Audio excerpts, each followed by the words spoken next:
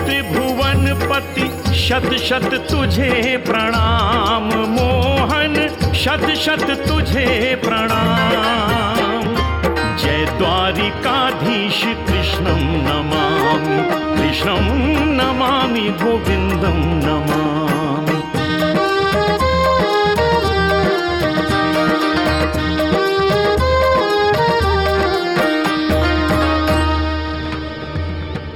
कौन हो तुम? क्या कर रही हो? सैनिकों, पकड़ो इसे। क्या हुआ सेनापति माईपत?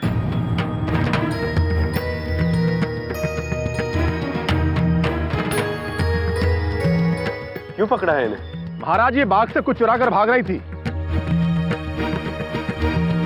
इसने अपने आंचल में कुछ छुपाया है महाराज। सैनिकों, इसके पास जो कुछ है इससे ले लो और काल कोठरी में बंद कर इसे उचित दंड दिया जाए। ठहरो, दंड इन्हें नहीं, दंड हमें मिलना चाहिए।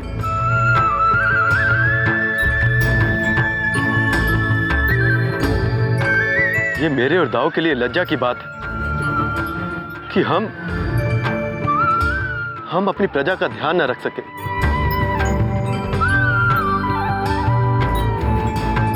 यदि किसी राज्य में चोरी या डकैती जैसी अनैतिकता हो तो उसका बस एक ही अर्थ कि कमी उस राज्य के शासन और शासन अधिकारियों में जो प्रजा के प्रति अपने कर्तव्य को ठीक से ना निभा सके, प्रजा की आवश्यकता को पूरा ना कर सके और जिसके कारण प्रजा को अपराध की राह पे चलना पड़ा।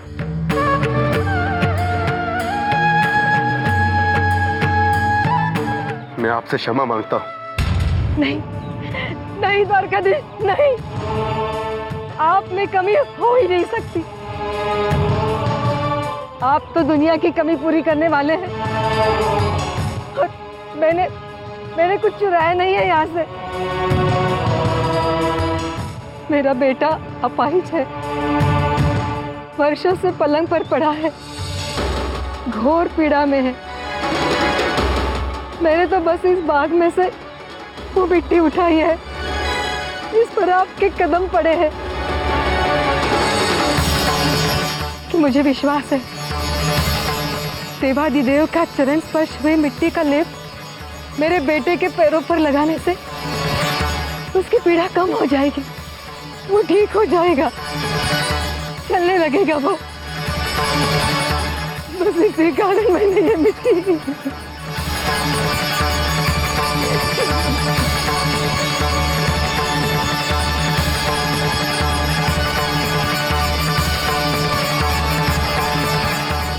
माते, मैं तुम्हारा दुख समझ रहा हूं, लेकिन इस मिट्टी से कुछ नहीं होगा। तुम्हारा बेटा अपने ही किसी दुष्कर्म का दंड पा रहा है जो उसे भोगना ही होगा। यही संसार का नियम है। महाराज, मैं तो बस इतना जानती हूँ कि नियम बनाने वाला नियम बदलने की शक्ति भी रखता है। आप तो ईश्वर है, आप परम पिता है। मेरे बेटे ने दुष्कर्म किया तो है, तो क्या एक पिता अपने बेटे को क्षमा कर अपना दिया दंड वापस न लेगा? मेरा विश्वास आपके नियमों से बड़ा है मुरलीधर। मेरा बेटा ठीक होगा, इसी मिट्टी से ठीक होगा। और देखिएगा, उसे आपको दर्शन कराने मैं लेकर आऊंगी। ये वचन है एक माँ का, परम पिता को दिया हुआ।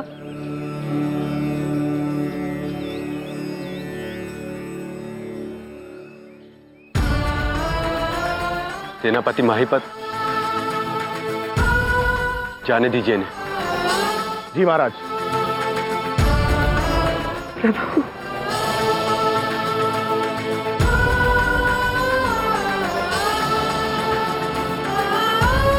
सृष्टि के नियम बदलने की शक्ति मुझ में नहीं है माते, लेकिन सच्चे विश्वास और मां के प्रेम में अवश्य है। माँ,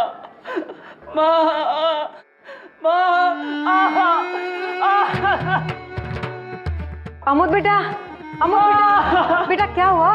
क्या हुआ बेटा? आज पीड़ा बर्दाश्त नहीं हो रही माँ, बस ऐसा लग रहा है पैर कटने से हो रहा है। सब ठीक हो जाएगा बेटा। देखो ये किशन जी के चरण छुई मिट्टी सब ठीक कर देगी बेटा। जब आज तक कुछ नहीं हुआ माँ, तो अब क्या इस मिट्टी से कौन सा चमत्कार होगा? तू अब अपने अंधविश्वास से बाहर क्यों नहीं निकलती माँ?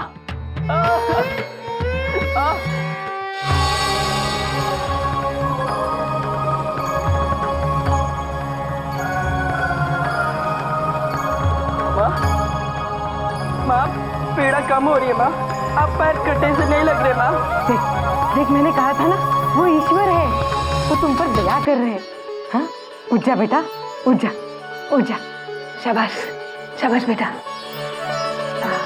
संभाल के।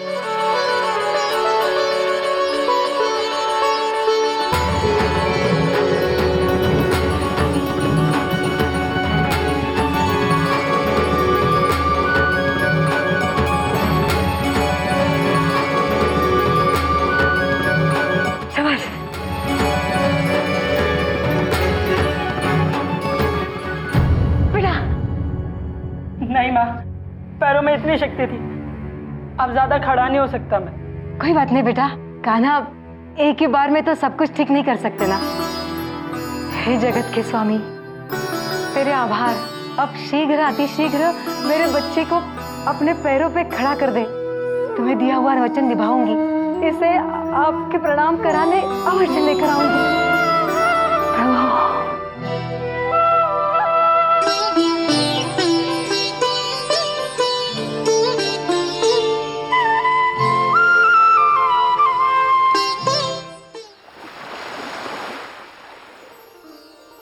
प्रणाम दाऊ। सुखी रहो। आओ बैठो कृष्ण।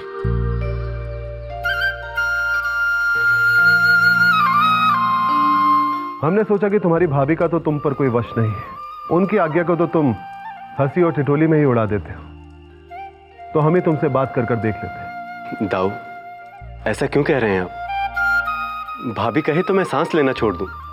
माँ समान प्यार मिला है मुझे उनसे, और आप तो जानते ही हैं, मुझे प्रेम देकर कोई भी बांध सकता है। अपनी बातों के लच्छे हम पर मत फेंको। हम तुम्हें अच्छी तरह से पहचानते हैं कृष्णा। तुम्हारी भाभी ने आसपास के राज्यों की राजकुमारियों के तैल चित्र तुम्हें दिखाए थे कि नहीं?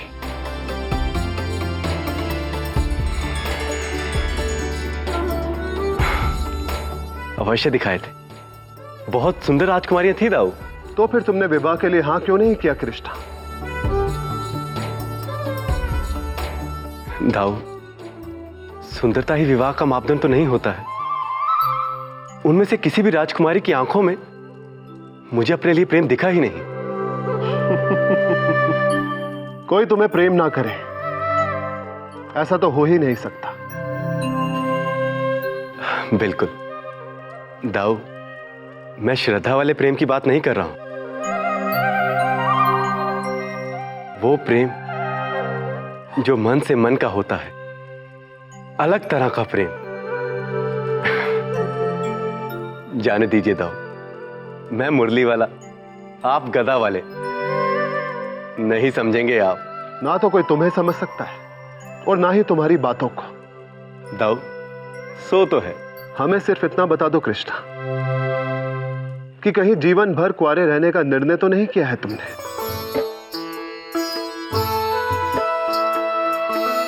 नहीं दाऊ, विवाह तो मैं अवश्य करूंगा,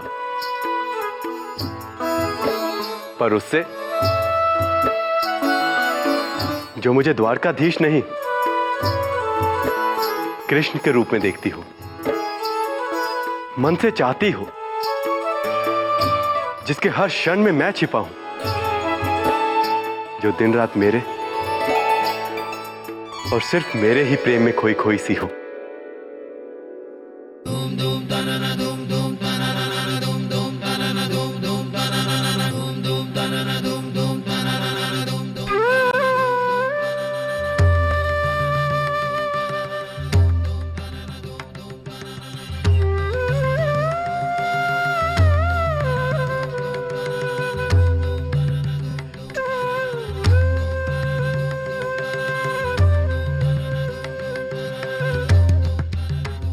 मुझे लगता है कि राजकुमारी जी ने गलत समय पर अपना प्रेम पत्र चमकीला के हाथों कान्हा को पहुंचाया है। ऐसा क्यों लगता है तुझे?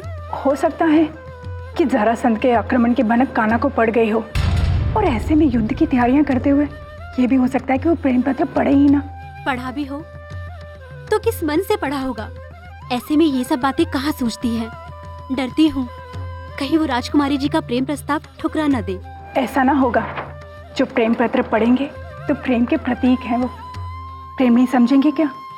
अब तक तो चमकीला द्वारका के निकट पहुंच भी चुका होगा।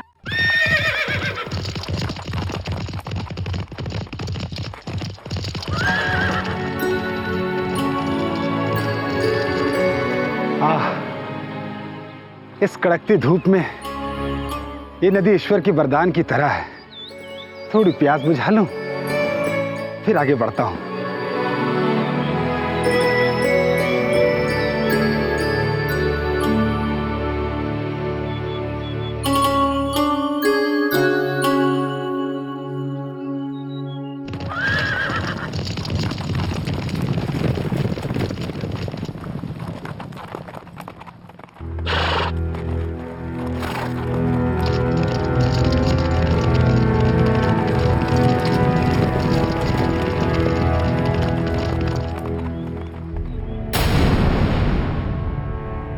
ये तो हमारे राज्य का राजसिक हो रहा है, ये यहाँ कैसे?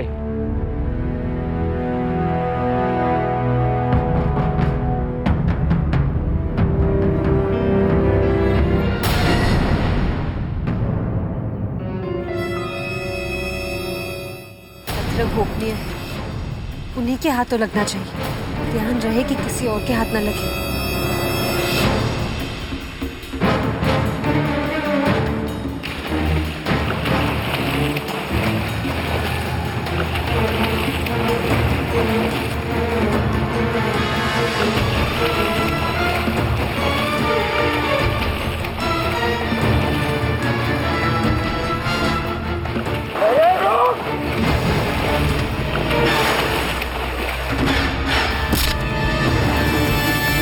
किसका संदेश है ये?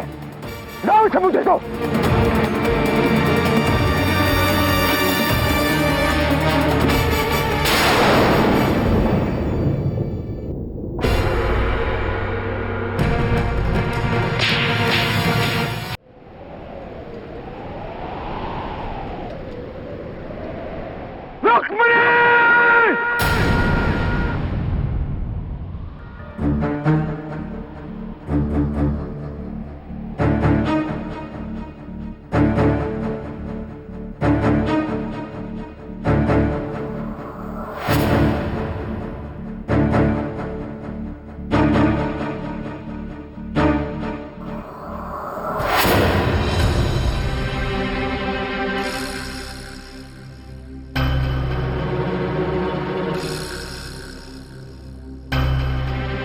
कृष्ण से प्रेम, कृष्ण से प्रेम, उस कृष्ण से प्रेम जो तुम्हारे भाई का सबसे बड़ा दुश्मन है, उस कृष्ण से प्रेम जिसने तुम्हारे भाई के परम मित्रों का चलते वध किया, उस कृष्ण से प्रेम जो राज परंपराओं के नाम पर एक कलंक है, गब्बा है, उस कृष्ण से प्रेम, उसका नाम अपने मन में लाने का पाप कैसे किया तुमने? शत्रु की शुभचिंतक शत्रु हुई, इसी नाते तुमसे अपनी बहन का रिश्ता समाप्त करते हुए हम तुम्हारा वध करते हैं। रुक जाओ रुक्मी, तलवार नीचे करो। मत भूलो कि रुक्मणी से तुम रिश्ता रखो ना रखो, इस राज्य घराने से उसका रिश्ता है और बना रहेगा। सैनिकों, बंदी बना लो इसे।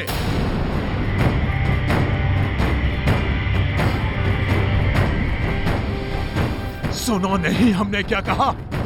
बंदी बना लो इसे। ये सैनिक आपका आदेश नहीं मानेंगे पिताश्री,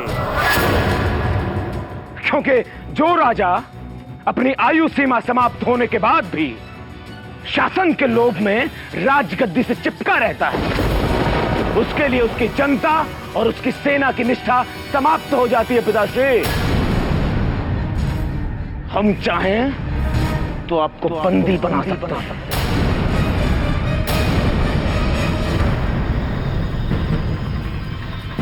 अस्त होते सूरज का प्रकाश भले ही कम हो, उसके अंदर की आग कभी कम नहीं होती। रुक्मी, बढ़ाओ एक कदम हमारी पुत्री की ओर और स्वयं देख लो इस सूर्य में अभी कितना ताप बाकी है।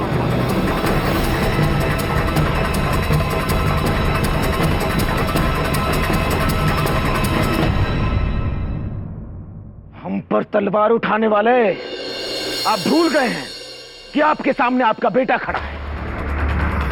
लेकिन ये आपका भाग्य है, हम नहीं भूले कि हमारे सामने हमारा पिता खड़ा है। क्योंकि पितृ हत्या के प्रायश्चित में कोई हवन नहीं किया जाता, लेकिन शत्रु से प्रेम करने वाली का साथ देने के लिए हम आपको दंड अवश्य देंगे।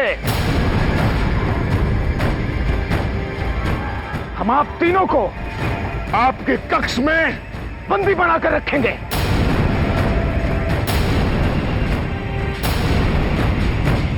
सैनिकों, श्री भीष्मक और उसकी पत्नी को उनका ही कक्ष में बंदी बना लिया जाए।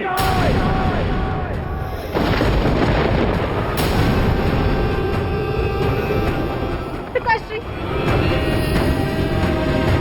पिताश्री, पिताश्री, माँ। और तुम हमारे साथ चलो। नहीं, चलो। नहीं, पिताश्री, पिताश्री, भैया नहीं, भैया।